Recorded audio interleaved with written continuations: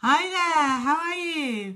And happy Saturday. I'm Andrea Morrison, and I wanted to share with you this morning some ideas and some thoughts that I had about self care and whether it is essential or whether it's just overrated, because we've heard a lot about it, haven't we? Self care, me time, you got to look after yourself, you've got to put yourself at the top of the list and all of that. And sometimes we kind of hear these messages and we don't listen to them because we've heard them so much. So they don't have that same impact as perhaps they did when we first heard them. And what I want to do this morning is really kind of bust those myths, perhaps, maybe explain to you a little bit more about why I feel that self-care is so very essential to our everyday life. And it really goes back to the ideas that I give and I share with you all the time about our thoughts and how our thoughts create our reality. Because of course they do, don't they? What our thinking is, it colours what we see. It colours our experience of the outside world, and that's why so often two people can have the same outside experience. So they might be at a Christmas party, or they might be at a function or a networking event or whatever it is, but have two very different experiences. One maybe have an amazing time and really enjoy it and get lots out of it. The other would just feel it's not good for them, it doesn't work for them. They may have their heads filled with self-doubt and crippling lack of confidence or whatever it is.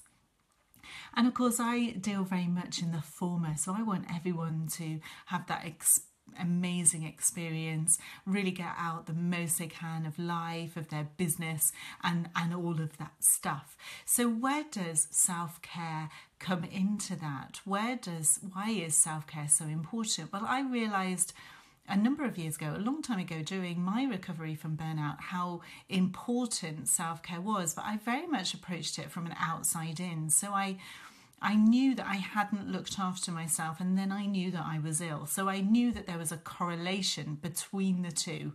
And so that wasn't difficult for me to understand.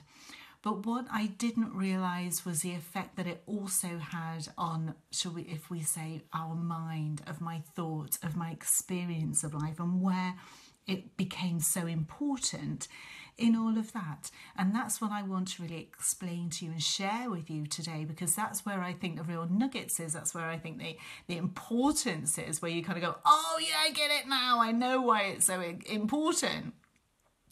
And I want you to think about it like this.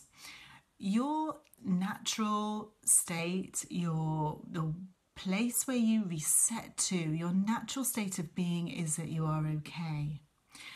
You don't need to be fixed. You don't need to do anything to make you happy. You don't have to have anything to make you feel motivated or alive or any. You are that already. But often our thinking gets in the way of that. And it happens to all of us. It's part of the human experience. It happens to me. I get caught up in my head. I start worrying about the future. I start saying I can't do things. It's not going to work. Whatever that scary thinking is that you do, we're just getting caught up in our heads. Now, it's not that, oh, well, Andrea doesn't know what she's talking about because it happens to her. How can she tell me how to do it? Because it happens to her.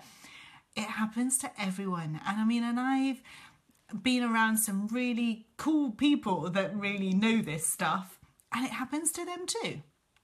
Okay, because it's part of the human experience, it's part of who we are. And so if it is part of the human experience, then how do we get back to being okay? So that is our like default, if you want to call it that. We are okay, we're all okay. And how do we get back to that when we're caught up in all that scary, scary, scary thinking? Well, we don't really need to do anything. And I think that's the kind of fundamental mistake that I made for a long time, is that I thought I had to do something. So I tried doing, mantras or whatever it was. I can't even remember what it was I did, but I always thought I had to be busy, that it had to be a positive doing. And again, that was kind of like a misunderstanding, if you like. Our bodies have a natural healing system. We know that. We know that with our physical body. Okay, we know that. If we cut ourselves, if we create the right environment, so if we keep it clean and we put a plaster on it and we look after it, then it gets better. Now, our thinking is exactly the same. Okay, that state is exactly the same. So for me, it's about creating the right environment. How can you create the right environment for you to get back to being okay?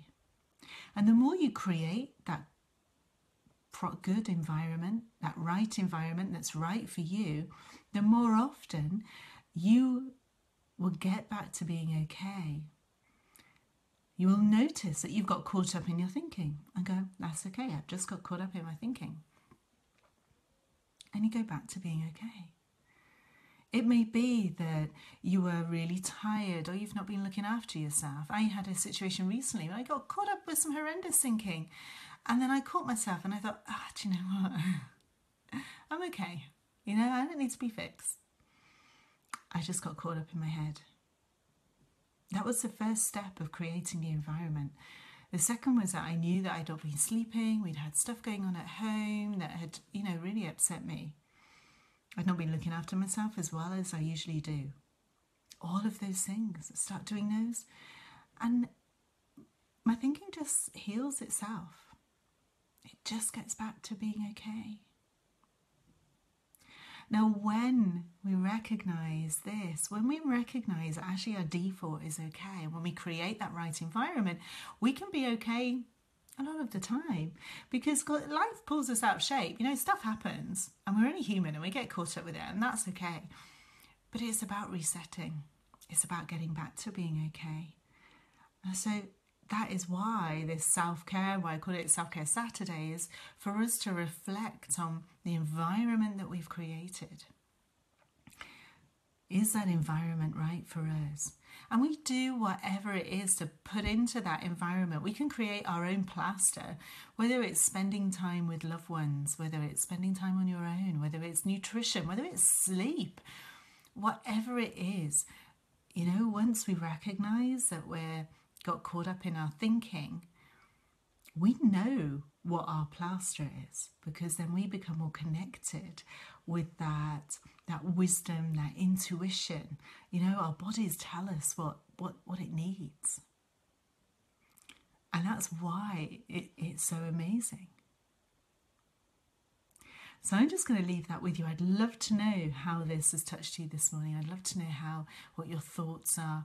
You can share them on the page, or if you want to make it a little bit more private, then pop over to my Facebook group, which is Your Amazing Space, and we can take the discussion there as well. I'd love to know.